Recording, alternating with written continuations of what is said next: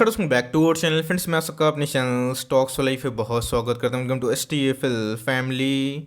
DFL members happiest mind में continuously हमें एक फॉल देखने को मिल रही है और आज गाइस इसने फिबोनाची पैटर्न का 38.2% के आसपास जो करेक्शन है उसको दिखा दिया है। तो जी हाँ गाइस, क्या इधर पे लाइफ टाइम का मौका है या फिर नहीं? बिकॉज मार्केट में गाइस कभी भी कोई स्टॉक में मेजर करेक्शन होता है तो जी हाँ गाइस, उसको देखने का दो नज़रिया होता है। या तो वो स्टॉक आपको बहुत बेकार लगने लगेगा या फिर वो स्टॉक आपको बहुत ही अट्रैक्टिव लगने लगेगा। तो इसी बीच में गाइस ध्यान रखिएगा, जिस स्टॉक में अगर आप निवेश करते हैं उसका मार्केट कैप कितना है। छोटी कंपनी है तो ऑफकोर्स एक रिस्की होती है, रिवॉर्ड भी देती है, बट ये जो बड़ी कंपनी होती है उसमें रिस्क काफ़ी कम होता है। तो जी हाँ गाइस, IT के बहुत सारे प्लेयर्स मार्केट में अभी के टाइम जो लिस्टेड है सब में करेक्शन हमें देखने को मिल चुकी है। विप्रो सहित SCL टेक में, TCS में, इन्फोसिस में, सब में करेक्शन हो रहा है। तो इसी बीच में गाइस जो इमर्जिंग कंपनी है IT की, उसमें भी गिरावट हमें देखने को मिल चुकी है। तो इसी बीच में गाइस एक बहुत अच्छी रिपोर्ट हमें देखने को मिल रही है जो हैप्पीएस्ट माइंड को आने वाले कल का गाइस अच्छा खासा लीडर बना सकती है। तो जी हाँ गाइस, कोई भी जल्दीबाजी में ना खरीदारी करें ना बेचिए। ये देखिए कि मार्केट सेंटीमेंट कैसा है और उसी अकॉर्डिंग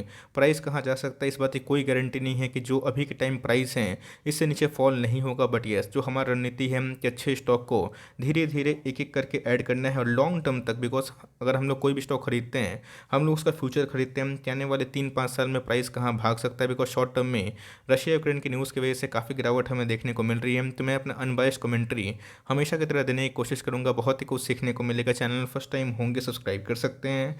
इस तरह क्वालिटी कंटेंट को सबसे पहले एक्सेस करने के लिए now without delaying any for time let's begin. सबसे पहले जो रिपोर्ट आ रही है उसको समझना बहुत ही इंपॉर्टेंट है कि इधर पे गैस IoT का मतलब क्या होता है और इसमें हैप्पीएस्ट माइंड कितना एफिशिएंट साबित हो सकता है। तो जी हाँ गैस, IoT के फुल फॉर्म की बात की जाए, इंटरनेट ऑफ द थिंग्स। जी हाँ गैस, आपको पता है कि मार्केट में अभी के टाइम में जितने टेक्नोलॉजी इन्हेंस हो रहे हैं, हमारा काम काज बहुत ही ईजिली स्विफ्टली जाता हुआ देखने को मिल रहा है। बिकॉज अभी के टाइम में गैस एम्बेडेड सेंसर्स हैं, सॉफ्टवेयर है, टेक्नोलॉजीज हैं जो इसलिए गैस एक बटन पे कोई भी काम करते रही। अभी तो गैस बहुत सारे घरों में वॉइस सिस्टम भी देखने को मिल रहा है जहाँ पे कोई भी लाइट पंखा को ऑन बोलेंगे, ऑफ बोलेंगे तो ऑफकोर्स वो सेंसर के माध्यम से, सॉफ्टवेयर के माध्यम से काम करता हुआ देखने को मिलता है। तो जी हाँ गाइस, ये IoT का फुल फॉर्म हमें देखने को मिलता है। आई होप मैंने इसको ठीक से बताने की कोशिश की। अब इसका जो मार्केट है आने वाले कल में 2028 तक की पूरा जो सेक्टर है कैसे ग्रो कर सकता है उसके ऊपर एक रिसर्च है, फटाफट देख लेते हैं। ग्लोबली अगर आप देखें तो ऑफकोर्स गैस IoT के जितने बिजनेस हैं अच्छा खासा लीड करते हुए देखने को मिल रहे हैं। जितनी बड़ी कंपनी है ऑफकोर्स वो IoT में गैस बहुत ही एफिशिएंट हमें देखने को मिल रही है। तो जी हाँ गैस, ग्लोबल मार्केट की बात की जाए 2020 तक उनका जो मार्केट था IoT का ऑफकोर्स 308 USD बिलियन के आसपास हमें देखने को मिल रहा था, जो आने वाले कल में 21 में एंड में 381.30 के आसपास बिलियंस हमें देखने को मिल रहे हैं। आने वाले कुछ फॉरवर्ड 2028 तक की बात की जाए तो जी हाँ कैसे पूरा जो इंडस्ट्री है 1854 के आसपास बढ़ता हुआ देखने को मिल सकता है। CAGR रेट की बात की जाए तो जी हाँ गैस 25% के आसपास इस इंडस्ट्री की ग्रोथ रेट हमें देखने को मिलती है। जी हाँ गैस, आपने देखा कि एप्पल में क्या हुआ, नंबर्स बहुत शानदार थे बट मार्केट सेंटीमेंट खराब होने की वजह से वीकनेस हमें देखने को मिल रही है। बट येस, जो एप्पल जिस टेक्नोलॉजी में काम करती है, जिस फील्ड में काम करती है, वो दोस्तों अपने ही प्लेयर्स को डोमिनेट कर रहे हैं। उधर पे क्या हो रहा है, टीवी के जो एड्स हैं उसमें काफ़ी गिरावट हमें देखने को मिल रही है और धीरे धीरे वो जो एड्स है गैस मोबाइल फ़ोन में ट्रांसफ़र होता हुआ देखने को मिल रही है। जो स्मार्ट टीवी है उसके ऊपर भी ऐड दिखाया ज़रूर जा रहा है। ऑफकोर्स गैस, इंडस्ट्री में ग्रोथ होगी तो ऑफकोर्स 6 महीना, 8 महीना, साल भर हो सकता है कि आपको स्टॉक काफ़ी परेशान करे। बट यस, इस ग्रोथ इंडस्ट्री से अगर दोस्तों कोई बिजनेस बढ़ता है तो ऑफकोर्स कैसे उसमें एक हेल्दी रिकवरी देखने को ज़रूर मिल सकती है। बिकॉज कहाँ अगर आप देखें 381 बिलियन के आसपास 2021 के एंड में सवाल हो रहा था। उसके बाद अगर आप देखें 18 के आसपास ये पूरा जो मार्केट कैपिटलाइजेशन है इतना बड़ा ये ग्रोथ रेट कर सकता है। तो जी हाँ गैस, इसमें जो प्लेयर्स काम करते हैं एफिशिएंटली वो बहुत ही महत्वपूर्ण होते हैं। तो जी हाँ गैस, इसमें हमें आज के रिपोर्ट में हैप्पीएस्ट माइंड का भी नाम देखने को ज़रूर मिला है।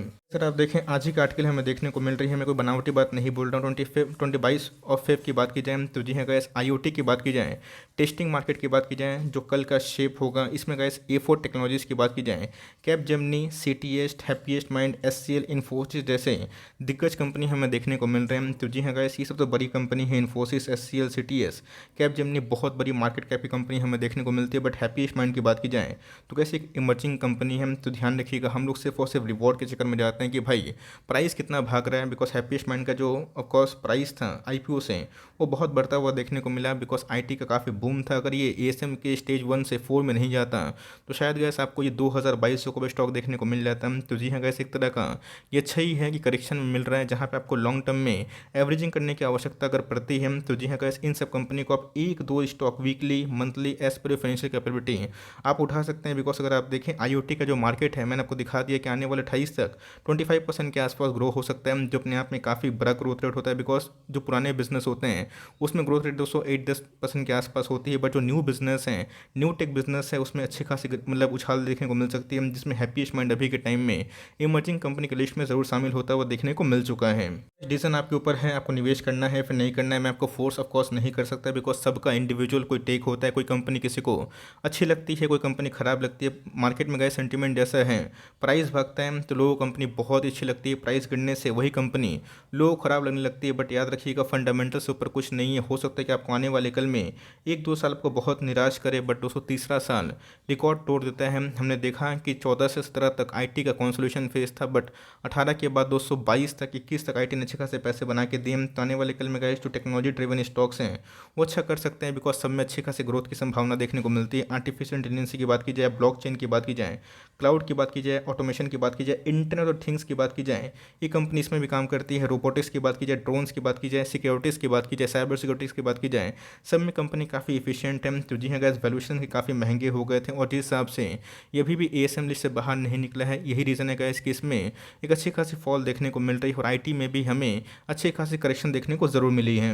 अब देखें 8 महीना से ये लगातार एएसएम के चंगुल में हमें फंसता हुआ देखने को मिल रहा है और ये बीच में 4 से 2 में भी आ चुका था और 2 से फिर से हमें 4 में जाता हुआ देखने को मिला। मुझे लगता है यहाँ पे गाइस कोई रैशनल नहीं बनता है, सेबी को इन सब चीज़ पे ज़रूर ध्यान देना चाहिए। बिकॉज यहाँ पे बात की जाए पब्लिक की होल्डिंग जहाँ बहुत बढ़ जाती है और अचानक से एएसएम लिस्ट में डाला जाता है, जहाँ पे आईटी में अगर करेक्शन होता है तो जी हाँ गाइस दोगुना रफ्तार से इसमें गिरावट हमें देखने को मिलती है। तो जी हाँ गाइस ध्यान रखिएगा, ये अभी भी एएसएम लिस्ट से कम्प्लीटली बाहर नहीं जा चुका है। बात आज के कारोबार की एक्जैक्टली गाइस 38.2% के आसपास इसने करेक्शन दिखा दी है। ऑल्दो आप देखें आज इसने 956 के आसपास बॉटम लगाने की कोशिश की थी, उसके बाद थोड़ी सी हमें स्लाइट रिकवरी देखने को ज़रूर मिली है। उन्हीं की मैंने से गाइस सारे आईटी में अच्छी खासी करेक्शन हमें देखने को मिली, तो हैप्पीएस्ट माइंड भी पीछे नहीं है। बिकॉज इस सेक्टर में करेक्शन होगा तो गैस इसमें करेक्शन देखने को ज़रूर मिलता है। तो जी हाँ गैस अभी के टाइम पूरे साल भर से अगर आप देखें जनवरी के महीने से 26% के आसपास गिरावट ज़रूर देखने को मिल चुकी है। जिन्होंने बहुत पहले से निवेश किया था 700, 800, 900, 1000 पे भी उनके पैसे बनते हुए देखने को मिले हैं। बट अगर आपने 1100 के आसपास, 1200 के आसपास, 1250 के आसपास निवेश किया है,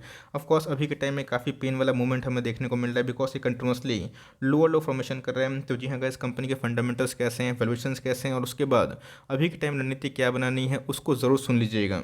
मार्केट कैप अगर आप ध्यान दें 14,000 करोड़ के आसपास की मार्केट कैप है, ऑल टाइम हाई से अच्छी खासी करेक्शन देखने को मिल चुकी है। बट मैंने क्या बताया, देखने का नज़रिया बहुत लोग अलग होता है। एक लोग बोलेंगे कि मैं इधर पे फंस गया और दूसरे यही लोग को दोस्तों अपॉर्चुनिटी दिखाई पड़ेगी। बिकॉज अगर आपने एलोकेशन ठीक किया है, एसआईपी कमिटेड है, तब कोई फर्क पड़ता नहीं है कि मार्केट ऊपर जाए या फिर नीचे जाए। मार्केट में हमेशा तेज़ी नहीं आएगी और लॉन्ग टर्म तक मंदी भी नहीं रहेगी। बीच बीच में मार्केट आपको काफ़ी परेशान भी करेगा। बट येस, जो अच्छे स्टॉक्स होते हैं उसमें आपको एसआईपी ज़रूर कंटिन्यू करना चाहिए। तो क्या एसआईपी वाले स्टॉक हैं? ऑफकोर्स मुझे लगता है कि फॉर लॉन्ग टर्म आपका विजन 3 ईयर्स का है, 5 ईयर्स का है, तब कोर्स इस लॉस में पैनिक होकर ना बचे। हो सकता है कि आने वाले कल में ये 900 क्या, 800 क्या, 700 भी चला जाए तो क्या होगा? आने वाले कल में क्या ऑल टाइम हाई नहीं मारेगा? ऑफकोर्स टाइम लगेगा और उसके बाद ही एक नई जर्नी शुरू हो सकती है। स्टॉक का प्राइस होल्डिंग की बात की जाए 87 के आसपास हमें निकल के आता है। आरओसी पे अगर आप ध्यान दें 34% के आसपास है। आरओई पे अगर आप ध्यान दें 39% के आसपास क्वाइट हेल्दी दिखाई ज़रूर पड़ जाता है।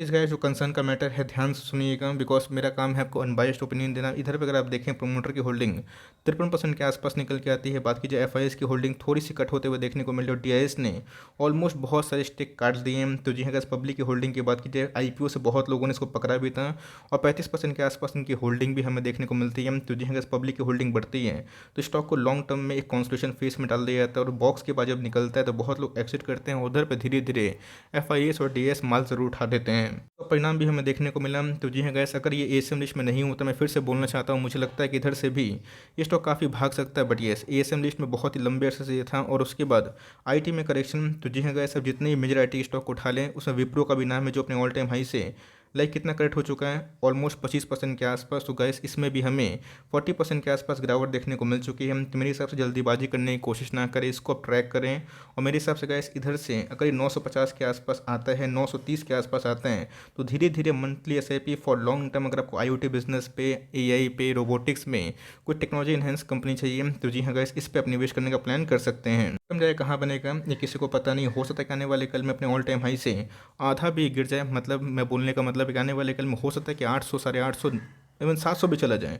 बट दोस्तों कंपनी अच्छी है, लॉन्ग टर्म होल्ड करना बनता है। अभी के टाइम अगर आप देखें तो काफ़ी वेरी सेंटिमेंट हमें देखने को मिलते हैं। तो अगर आपके पास सफिशिएंट एलोकेशन है, मैं बोलूँगा कि ओवर एवरेज ना करें, एक बार इसको 1250 के लेवल को तोड़ने दीजिए तो ही इधर पे ट्रेंड रिवर्सल होकर नहीं होता है तो आने वाले कल में शायद से जो ट्रेंड है डिस्काउंट प्राइस में और मिल सकता है। उसके लिए आप मेंटली प्रिपेयर्ड रहें और इक्का दुक्का स्टॉक लेके अगर आप चाहें तो फ्रेश एंट्री कर सकते हैं बिलो 950। और फॉर लॉन्ग टर्म आप सोच सकते हैं, बिकॉज अभी के टाइम में आईटी का सेंटीमेंट खराब है, बिकॉज प्रॉफिट बुकिंग हो रही है, बिकॉज आईटी काफ़ी भाग चुका था तो गिरता भी है। तो फॉर लॉन्ग टर्म उठाने का सोचिएगा। बल्क निवेश मेरे हिसाब से इस मार्केट कंडीशन में एकदम नो है, बट आपके पास है, कंपनी खराब नहीं है, लॉस में निकलने वाली मेरे हिसाब से नहीं है। बट येस आपको कम से कम जो हॉराइजन है 1 ईयर से लेकर 2 ईयर से कम आपको देना ज़रूर पड़ सकता है। बिकॉज शॉर्ट टर्म में क्या होगा मार्केट में, अगर वॉर हो जाता है तो ये और भी गिरता हुआ देखने को मिल सकता है। बट मेरे हिसाब से कंपनी खराब नहीं है, आप चाहें तो लॉन्ग टर्म का सोच सकते हैं। इसे बता दो गाइस, अगर आपकी कमिटमेंट लंबी है तो ही निवेश करिएगा, छोटी है तो भाई आप चाहें तो अपना कॉल ले सकते हैं। बट ये इस तरह पे गाइस मैं आपको एसआईपी करने की राय दे रहा हूँ। एक एक स्टॉक कोई बड़ी बात नहीं है, अगर आपको अफोर्ड नहीं कर पाते हैं तब कोर्स दूसरे मार्केट में विकल्प है। बट इस कंपनी ग्रोथ वाली है तो रिवॉर्ड है तो रिस्क भी है, ध्यान रखिएगा। अगर आपको रिस्क नहीं लेना है, गो विथ इन्फोसिस, टीसीएस, ये सब कंपनी कभी डूबेगी नहीं और इन सब में थोड़ा थोड़ा पैसा बनते ही रहेगा। बट अगर आपको थोड़ा रिवॉर्ड चाहिए रिस्क लेके तो ये सब कंपनी आपके पास है। तो मुझे लगता है कि लॉन्ग टर्म में ये सब कंपनी, ये हो गए माइंड ट्री हो गए, एलटीआई हो गए, अच्छा ही करेंगे। बट ये सभी के टाइम में हो सकता है कि जो ट्रेंड है आने वाले 3-6 महीना तक कंटिन्यू रहें और डाउन ट्रेंड में अभी के टाइम में आईटी पूरा देखने को ज़रूर मिल रहा है। तो आपका क्या व्यू है कमेंट बॉक्स में ज़रूर ड्रॉप कर सकते हैं। अगर वीडियो सही लगे तो एक लाइक कर दीजिएगा, चैनल फर्स्ट टाइम होंगे तो यहाँ से सब्सक्राइब करना भूलिएगा। फर्दर कोई डाउट है उसको ड्रॉप कर सकते हैं, कुछ रिव्यू चाहिए उसका भी नाम ड्रॉप करना भूलिएगा। I would love to make a video on your demand guys. मिलते हैं जल्दी ही, तब तक के लिए bye. Thanks for listening friends, God bless you all.